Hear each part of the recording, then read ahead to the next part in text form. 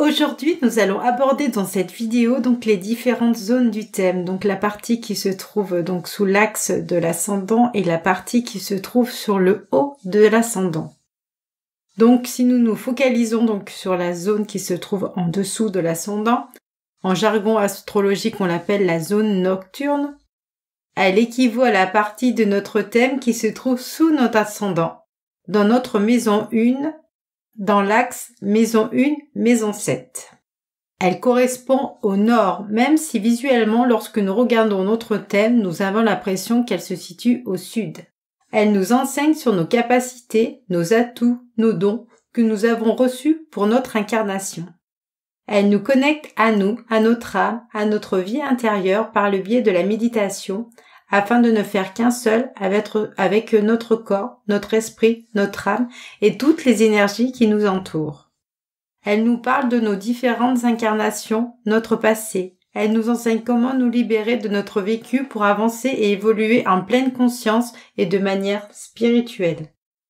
Chaque maison de cette zone coïncide avec des secteurs de vie bien définis. La maison 1 nous met en relation avec le but de notre incarnation. Nous partons à la recherche de nous-mêmes dans cette maison. Quelles sont les blessures que nous sommes venus guérir? Quelle est la relation que j'ai vis-à-vis de moi-même? La maison 2 nous met en relation avec notre potentiel et les compétences que nous avons choisi d'avoir afin de nous réaliser. La maison 3 nous met en relation avec les connaissances que notre âme transporte avec elle, mais également avec les connaissances que nous avons acquises dans cette vie, au niveau éducatif, social, familial, scolaire ou professionnel. Nous devons retransmettre toutes ces connaissances afin de servir les autres. Notre maison 4 nous relie à notre âme, à notre famille de lumière, à nos blessures d'âme, à notre enfant intérieur. Elle est la maison de l'intuition. Elle est la maison de l'amour inconditionnel. Elle nous connecte à notre rôle de mère pour les femmes et la place que nous devons occuper au sein de la société. Elle est en relation avec notre féminin sacré. Elle nous permet d'avoir accès à nos vies antérieures. Elle est la maison de l'incarnation de l'âme dans le ventre de sa mère. La maison 5 nous professe comment nous aimer pleinement et nous respecter. Elle nous montre le chemin de l'amour inconditionnel.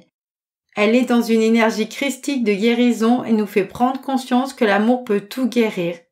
Elle nous encourage à briller par le biais de notre soleil intérieur et à devenir co-créateurs de notre vie. La maison 6 nous enseigne le lâcher-prise pour vivre l'instant présent. Elle nous aide à façonner notre ego afin d'être de plus en plus détachés. Elle nous met en relation avec le monde animal. Elle nous pousse à choisir un travail qui nous plaît et qui nous remplit intérieurement, afin de ressentir du bonheur dans tous les aspects de notre vie. Le bonheur permet d'attirer le meilleur et d'être dans une plénitude totale, car nous avons conscience que tout est juste. Nous faisons confiance à la vie et alors à notre destinée.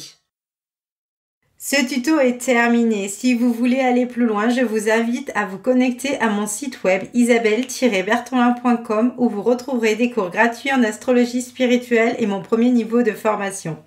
Si cette vidéo vous a plu, alors n'hésitez pas à la partager car c'est le seul moyen de me faire connaître. Je vous remercie infiniment et je vous dis à très bientôt pour de nouveaux enseignements.